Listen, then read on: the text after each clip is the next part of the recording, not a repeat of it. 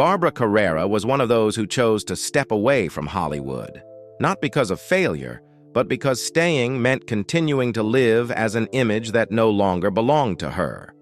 Born in Nicaragua and emerging as a model-turned-actress, Barbara was remembered by Hollywood as a symbol of mysterious beauty, especially after her turn as a Bond villain in Never Say Never Again. From that point on, she was often seen more as a figure than as a life with its own boundaries. On screen, she appeared as a carefully constructed image of strength and control. Off-screen, Barbara lived quietly and privately, protecting her personal life by withdrawing from the places where people always wanted to see her. The more famous she became, the greater the distance she kept, not as an act of coldness, but as a form of self-preservation, not to impress, but to remain at peace.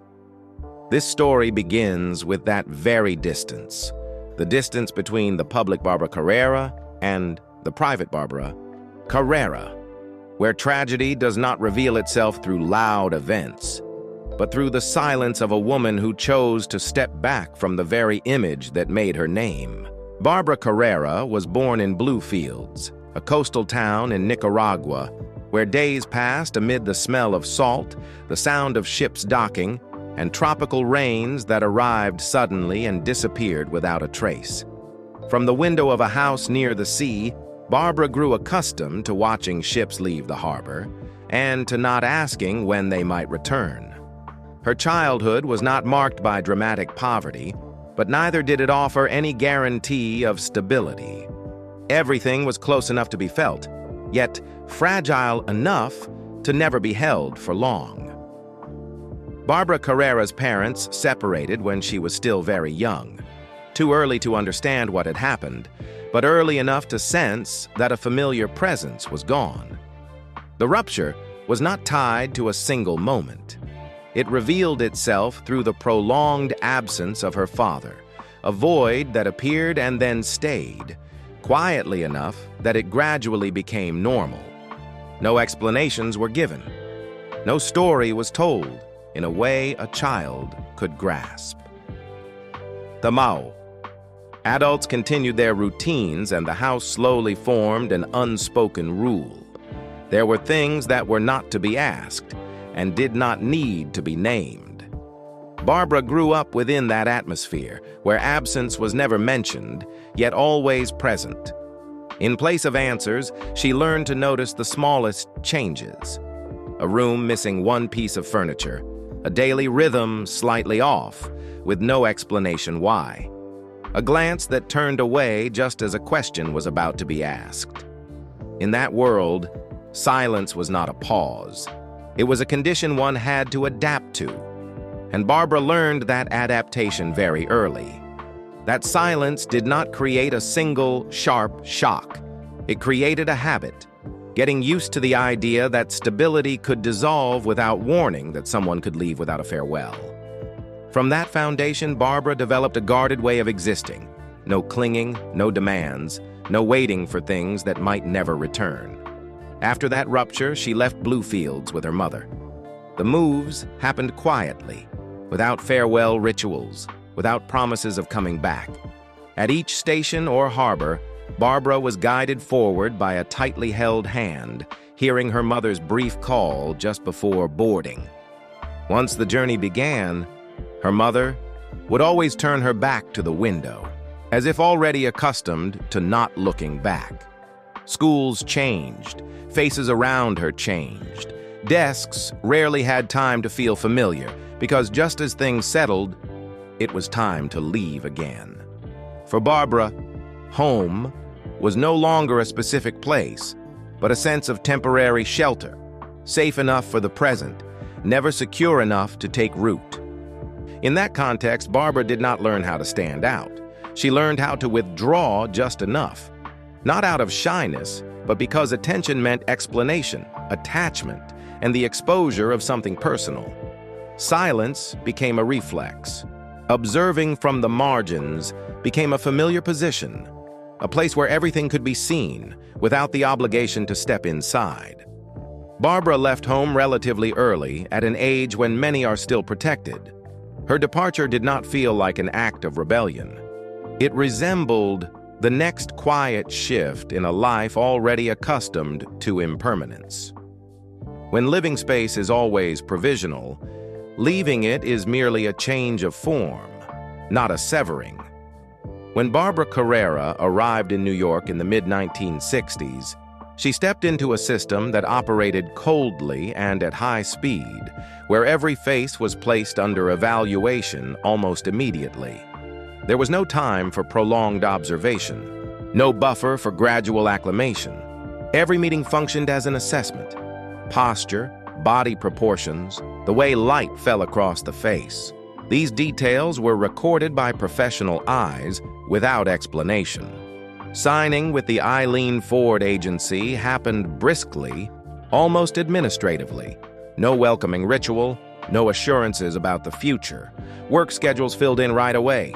Fitting rooms opened and closed in rapid succession. Fabric brushed skin with a dry, muted sound. Zippers slid up in silence. Hangers knocked together as outfits were changed faster than thought could form. Lights switched on and off at the pace set by those adjusting them, and with each change of angle the face was re-examined, leaving no trace of the moment before. Instructions were rarely spoken in full sentences. A nod to stand straighter. A hand signaling to hold the shoulders back. A brief pause to keep the gaze half a beat longer. Barbara learned to read these signals quickly, not to stand out, but to avoid slowing the room's operation. The pace of changing clothes did not allow hesitation. Each time she stepped out, stood still, then returned behind the thin curtain, she understood that what was being measured was not emotion, but suitability. In that space, suitability mattered more than expression. No one asked what she felt when the lights shone straight down from above. No one needed to know how the body experienced being adjusted detail by detail. The only confirmation required was this. This face could work immediately, and the system would continue moving steadily whether or not the person under the lights had fully adapted. In her early seasons, Barbara Carrera's face appeared in major publications such as Vogue, Harper's, Bazaar, and Paris Match. Not as a sensational discovery, but as a safe choice within the system. The photographs were executed carefully, lighting tightly controlled, compositions adjusted just enough to suit each magazine. Barbara's beauty was difficult to name. Not entirely American enough to blend seamlessly into existing norms, nor European enough to become a favored exception. It was distinct enough to draw attention in a given issue, yet not sharp enough to lodge permanently in the public memory. Behind the scenes, Barbara was valued by criteria that never appeared in print. She arrived on time. She executed instructions precisely. She did not argue about lighting or angles. When shoots ran long, she maintained the same working rhythm. When they ended, she left cleanly. There were no stories circulating about temperament, no signs of rebellion that needed managing. For production teams, this was a clear advantage. This face carried no risk. That very lack of problems made Barbara an easily operable part of the machine. When one issue wrapped, there was no need to retain the story behind the face. When a season ended, the system moved on to the next choice without explanation. Barbara's presence functioned as a convenient option, reliable enough to call back, smooth enough to replace without slowing the process. And each time a frame closed, her trace was tidied away just as neatly, exactly the way a process with no room for memory requires. As work stabilized, her rhythm of life shifted toward longer trips between the United States and Europe. Her modeling career did not break through in a sensational way, but it was steady enough to maintain her position. Her appearance in Playboy took place within that context, at a time when the magazine was still received as a portrait and glamour space for models, closer to visual aesthetics and fashion than to shock tactics. The images were handled cleanly and with control. leaving no scandal or controversial role in their wake. Within this environment, modeling arrived not as a moment of discovery, but as a role that already existed. At that point, the two selves within Barbara Carrera had not yet fully separated. There was no public image that needed defending, and no inner life clearly defined enough to hold on to. There was only a habit formed very early, standing still while others adjusted her, and growing accustomed to attention that lingered even as she herself gradually faded. The first auditions appeared as quiet tests. They carried no expectations. They existed simply to see whether Barbara could survive beyond the confines of the modeling mold. The year 1970 marked the first time Barbara Carrera stepped out of the fashion frame and stood before a film camera. Puzzle of a downfall child came to her not as a ceremoniously introduced opportunity, but as a cautious experiment, serious enough to be made, yet not strong enough to wager much on. The role was small, positioned outside the film's emotional axis, allowing her presence without requiring her to leave a mark. On set, the working rhythm was entirely different from fashion. Between takes, the space fell into long stretches of silence. Cameras were adjusted slowly. Lighting was recalibrated again and again. Barbara stood at her marked position, no one rushing her, no one filling the time with conversation. When the director spoke, the instructions were usually brief and technical, without discussion of character. She followed them, then stood still again, waiting for the next cue. The sensation was not unfamiliar. It resembled long photo shoots, but this silence was of a different kind. Not to construct an image, but to maintain the tempo of a structure that did not revolve around her. The film carried an art house sensibility, slow-paced, unconcerned with mass appeal. When it was completed and released, it moved quietly through the distribution system. Low box office, little response. No conversation lasted long enough to open a new path. For Hollywood, the appearance did not shift perception. Barbara remained placed in the category of a model trying acting, a possibility under observation, not yet a choice worth holding on to. When the film completed its brief life cycle, there was no immediate follow-up call, no project laid out as a clear next step. Barbara left the set with an experience completed, but without a new image to anchor herself to.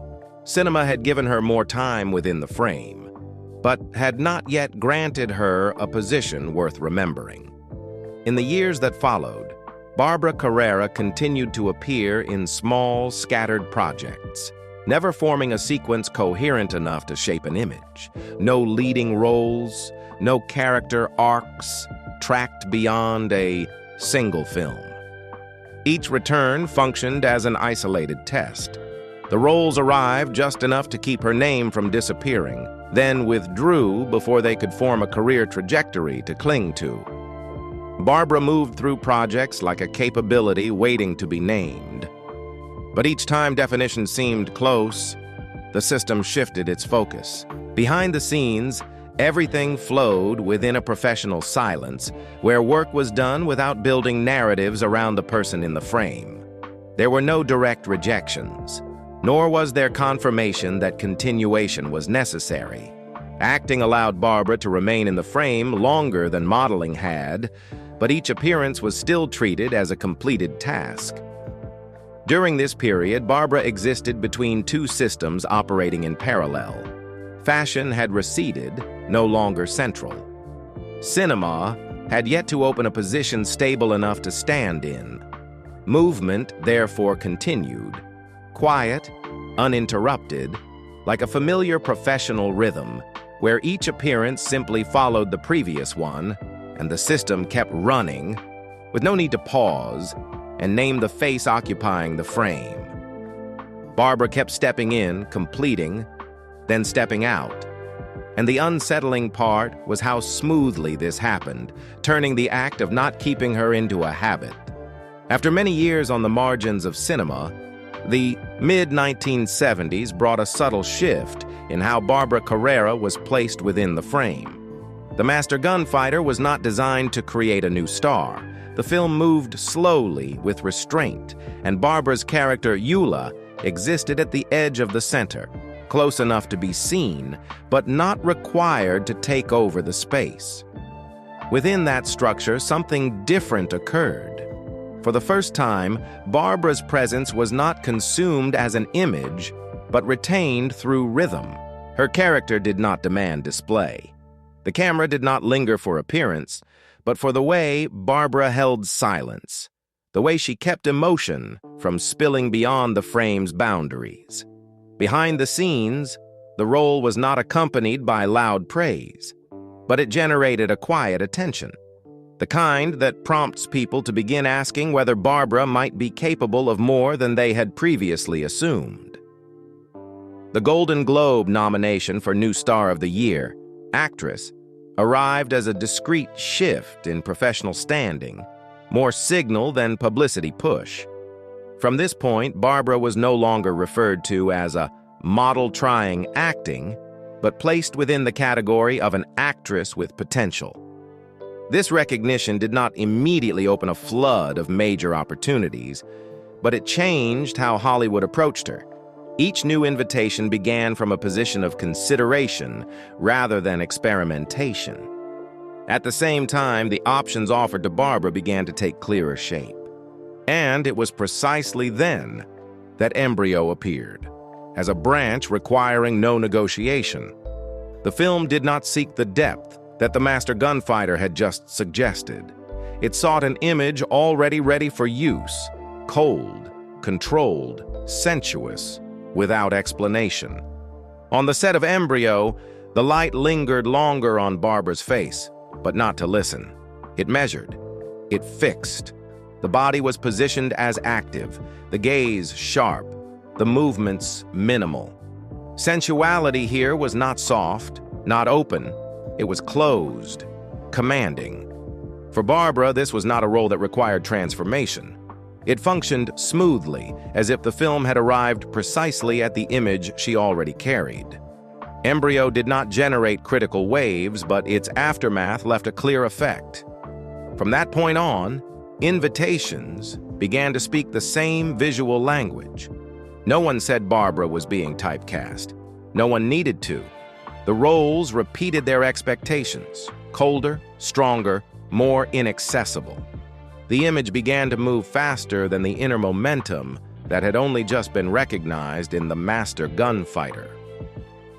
The year 1977 placed Barbara Carrera in a markedly different space, not under the light of success, but within the instability of a project still struggling to find its shape. The Island of Dr. Moreau began with high expectations, then gradually revealed misalignments during production. The script was revised repeatedly. The working rhythm shifted from day to day. On set, decisions were often made to adapt in the moment rather than to nurture character. As a result, the atmosphere hovered in a state of suspension, never loud, never explosive, yet provisional enough that everything moved forward with a sense of impermanence. Barbara's role as Maria existed within that context. The character had little room to expand. Scenes arrived and passed within compositions that had been rearranged multiple times. For Barbara, each workday followed the same familiar rhythm. Step into position, complete the scene, exit the frame. There was no noise to cling to, and for that very reason, the project's misalignments slid past her as they would across a surface long accustomed to bearing weight. She kept such an even tempo that she became a point of stillness on a set, stitching itself together day by day, and that very steadiness made it harder to see her as a center. When the film premiered and met with mixed responses, its reception mirrored the condition that had preceded it. Reviews rarely lingered on Barbara's performance. No lines placed responsibility on her. No speculation pulled Maria into the center of criticism. Her face passed through the wave of public reaction as if already practiced at not standing on the front line of debate. Afterward, work schedules continued to be arranged. Calls came at their own pace. There was no pause for summation, no declared change of direction. Barbara left the project as she had entered it, cleanly, without a clear afterimage, and the flow of work continued, opening on to subsequent appearances within a rhythm not yet fully formed. It was not cinema that brought Barbara Carrera closer to audiences during this period, but television, a space governed by a different logic. There, time was no longer compressed into a 2-hour theatrical run, and characters did not vanish after a single appearance. The extended cadence required actors to maintain a stable presence week after week, while the public's gaze formed through familiarity rather than immediate impact. Centennial emerged within that context. The production unfolded over many months, with recurring locations and lighting that changed little. Barbara entered the set, maintained the same voice and posture across weeks of shooting, then departed when her scenes concluded. There were no showcase moments being sought, no image adjustments designed to draw attention. Her presence functioned as a stable component of the narrative flow, remaining long enough that it did not need to be named. With Centennial, Barbara Carrera did not immediately alter her image, but she shifted position, from a cinematic face appearing in fragments to an actress capable of remaining before American audiences over time, not through eruption, but through endurance. By 1981, television continued to widen the space for Barbara Carrera, but in a tighter, denser form. If Centennial allowed presence to be extended, Masada placed her within a more compressed structure where power, conflict, and history pressed directly upon each character. Barbara's role in Masada no longer stood at the edge of the narrative. The character entered with clear weight, demanding that presence carry decisiveness and control. Here, coolness was no longer an exterior image selected by the camera. It became an internal requirement of the role, a state that had to be sustained throughout, with no room to loosen. Power was not merely a trait, it was a condition to be maintained. Release it, and the image would immediately collapse. Television at this point was no longer just a place to stay longer. It became a testing ground for sustaining gravity. Scenes demanded precision in the smallest movements because the character had to hold the axis of power established from the outset. Barbara worked within that rhythm through her familiar restraint. No emotional crescendos, no softening of the image. The gaze stayed level. Dialogue remained concise. Presence existed as a fixed point within the story's tension. Barbara Carrera's strong, cool image was no longer something extracted from the outside. It was reinforced by remaining within a substantial role, where weight came not from sensuality or visual difference, but from the ability to hold position within a rigorous structure. The character did not need extensive explanation to be recognized. It only needed to appear at the right moment, in the right place, and continue to be there. This process unfolded quietly, without proclamations of transformation. But when Masada concluded, Barbara occupied a different state. Her public image was now bound to strength, control, and distance, elements no longer separable from the professional self that television had helped add another layer to define. When Never Say Never Again entered production, Barbara Carrera did not approach Fatima Blush as a villain meant to make an immediate impression.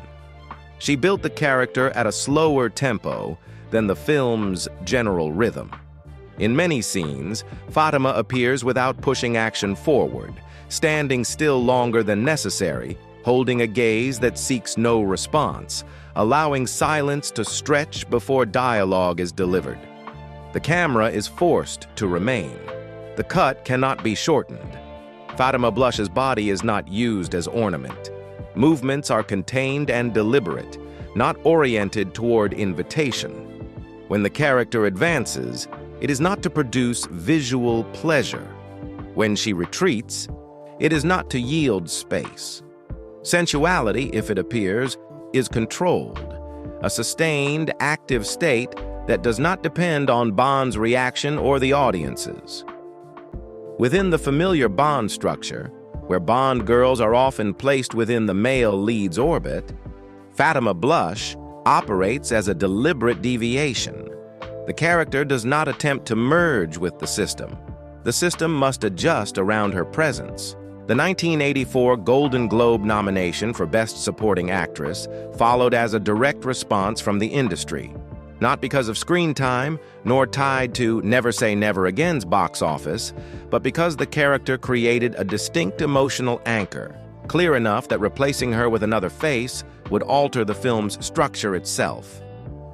After Fatima Blush, Hollywood no longer approached Barbara Carrera as someone who might explore multiple directions.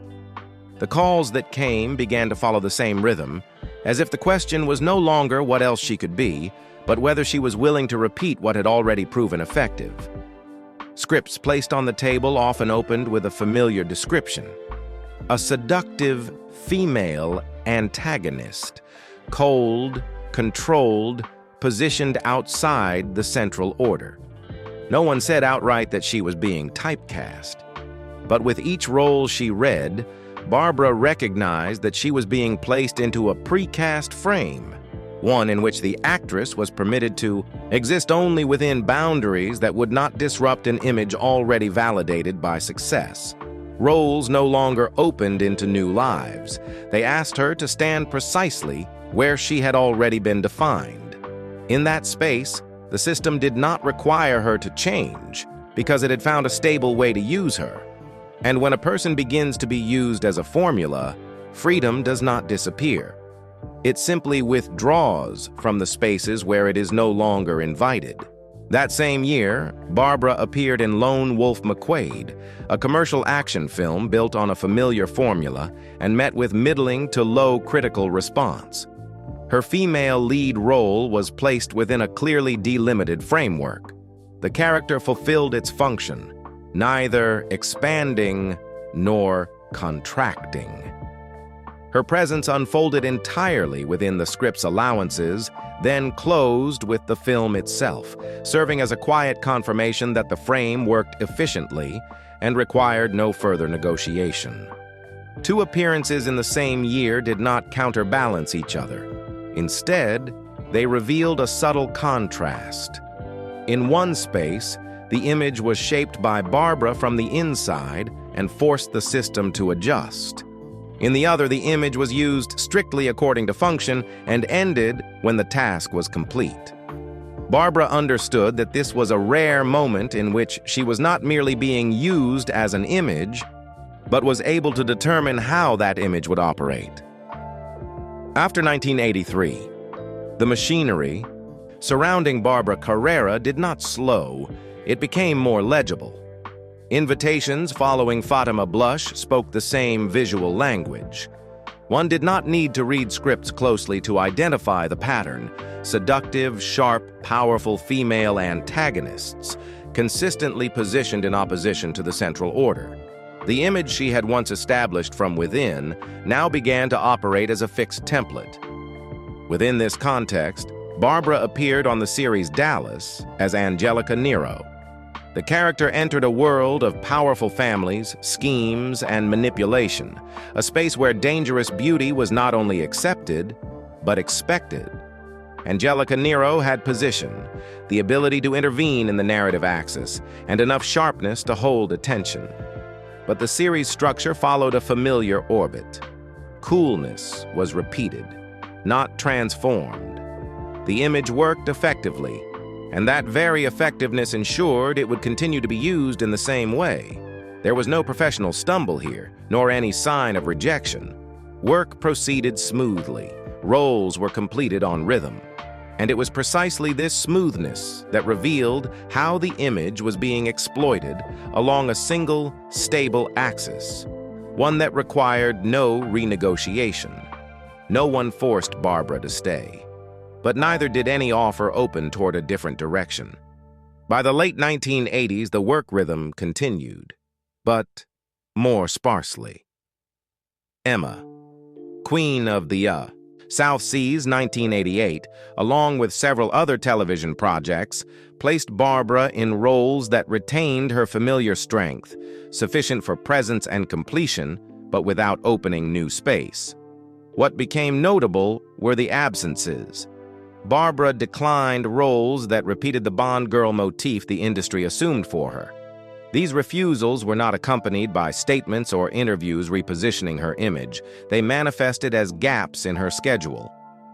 At the same time, her public presence diminished. Fewer red carpets, fewer retrospective events, no effort to leverage Bond girl fame as an asset to be maintained. The contraction followed professional logic.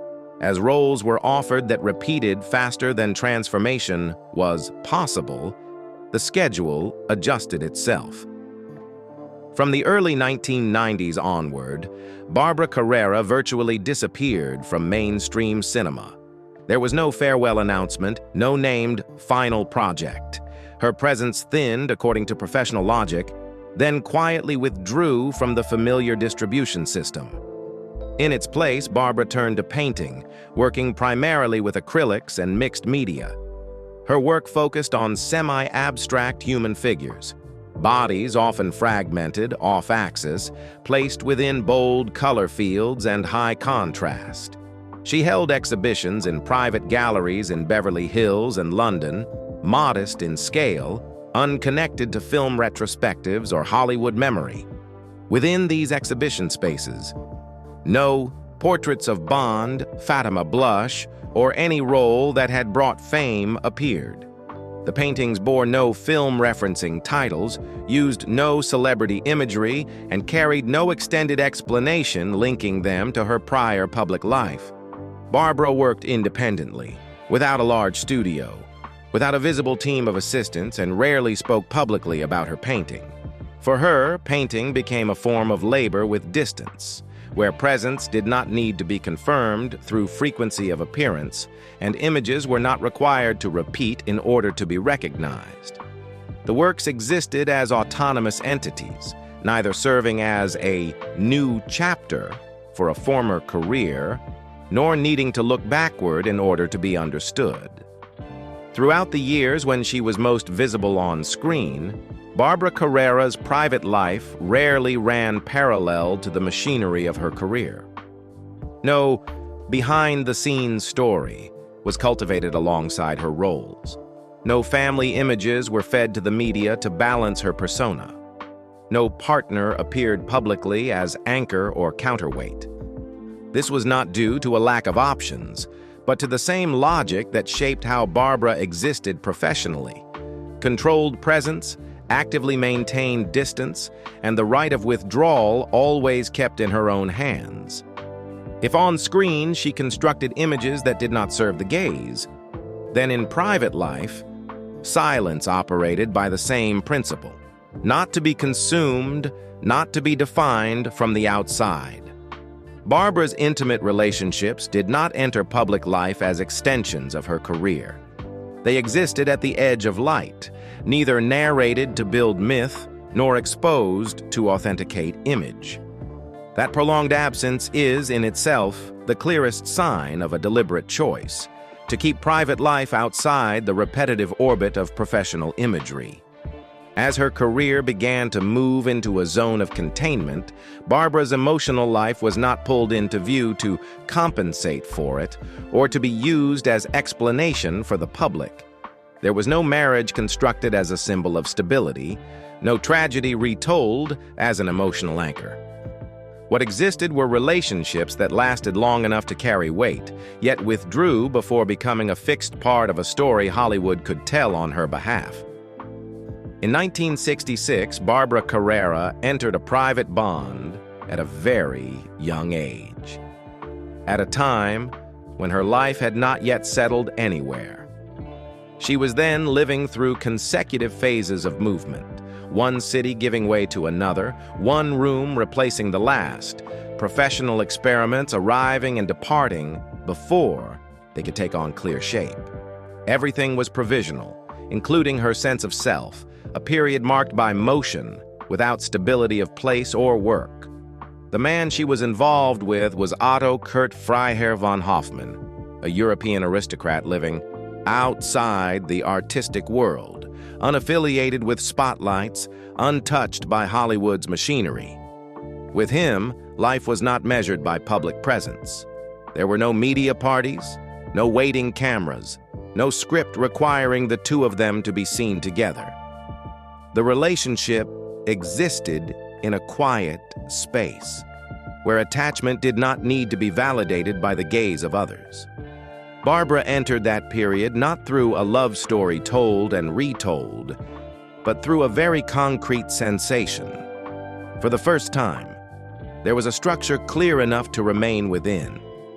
As everything else continued to drift, career, location, identity, this bond appeared as a point of temporary anchoring, not because it was idealized, but because it offered a pause in the constant movement of work and artistic projects. Their shared days passed in silence, no public images, no roles assigned for outsiders to interpret. Barbara did not become a society woman, and Otto did not step into the role of the man beside a rising public face. They lived alongside each other in a rhythm separate from the world. Barbara was still observing from a distance, a world she had not fully entered, but had not entirely left behind either.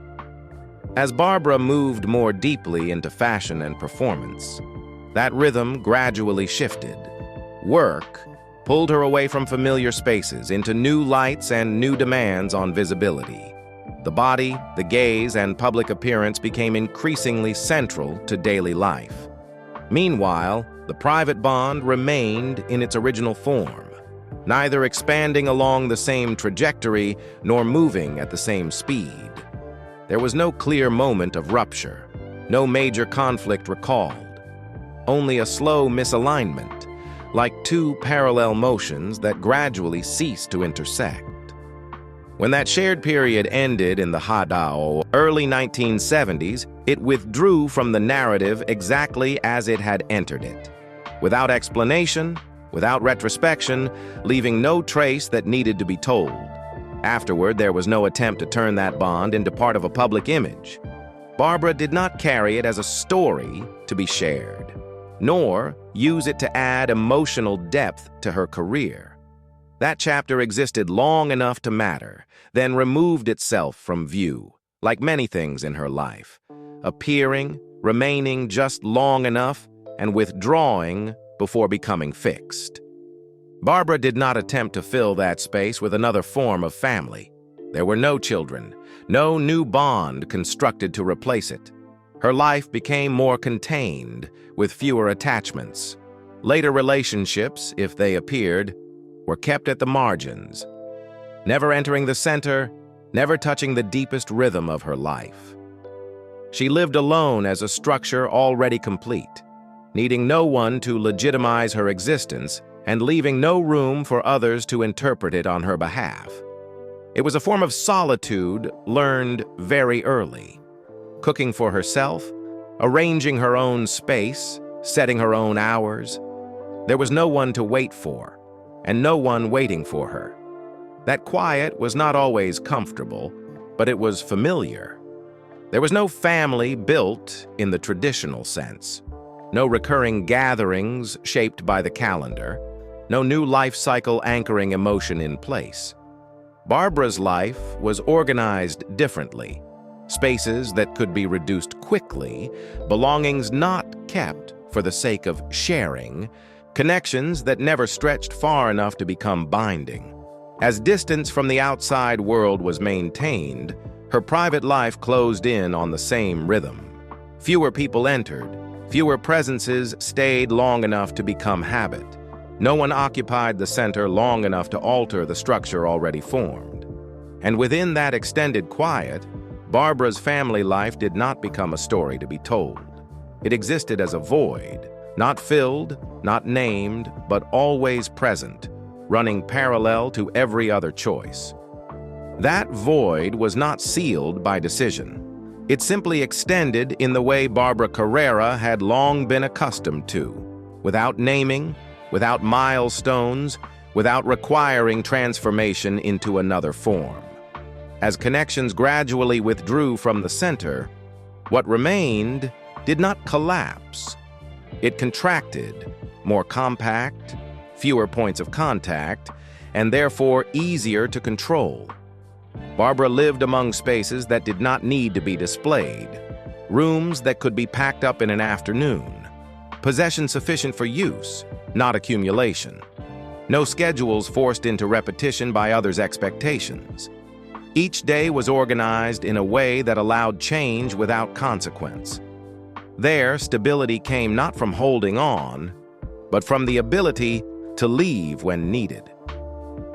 Painting gradually became the work that occupied most of her time, not as a dramatic pivot, but as a form of labor suited to that rhythm. Barbara worked alone. No large studio, no fixed team. Paintings were completed in silence, then placed in small exhibition spaces where there was no demand to explain the past or extend a familiar image. Exhibitions occurred intermittently, enough for the work to exist, but not enough to draw her back into another cycle. No long signing lines, no retrospective interviews, no stories reconstructed to frame the art. The paintings stood alone, and so did the painter. Barbara's present does not need to be validated by appearance. It runs on simple habits: cooking for herself, arranging her own space, deciding for herself how a day begins and how it ends. No one waits for her to show up, and she waits for no call from the outside. Within that rhythm, the past is not denied, but neither is it repeatedly invoked. It is there as something that closed at the right moment. No need to reopen it for proof, and no need to close it again. As the later years pass, Barbara Carrera's story does not conclude with an easily recognizable moment. It does not end with a final roll, nor attach itself to a prepared farewell. Everything slows, as if her presence gradually diffuses away from the lights, not through abrupt disappearance, but through a distance maintained evenly year after year. There is no comeback to complete the story, no retrospective version to frame the past.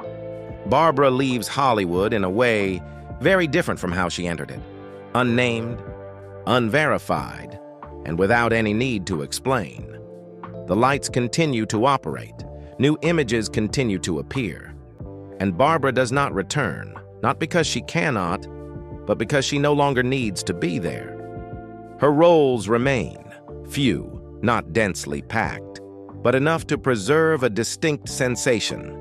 It is not a memory of warmth or intimacy, but the feeling of a deliberate distance. These characters do not move toward the audience. They stand their ground, hold position, and allow the gaze to adjust itself. It is precisely this refusal to flatter that keeps Barbara's image in memory longer, not through repetition, but through how difficult it is to replace. The later years pass without a return large enough to be named a comeback. No retrospective stage, no long interview to recount memories. Appearances grow sparse, then cease altogether. The remaining roles sit there like photographs never refreshed. Still the same deliberate distance. Still the same stillness while others hurry. And as Hollywood continues to produce new images, Barbara chooses not to add herself to that flow. Perhaps what keeps Barbara Carrera in memory the longest is not how far she went, but the moment she stopped before the image began to speak in place of the person. The question that remains is not what she missed, but this: how many of us are calm enough to step away from an image while it still works, simply to keep ourselves,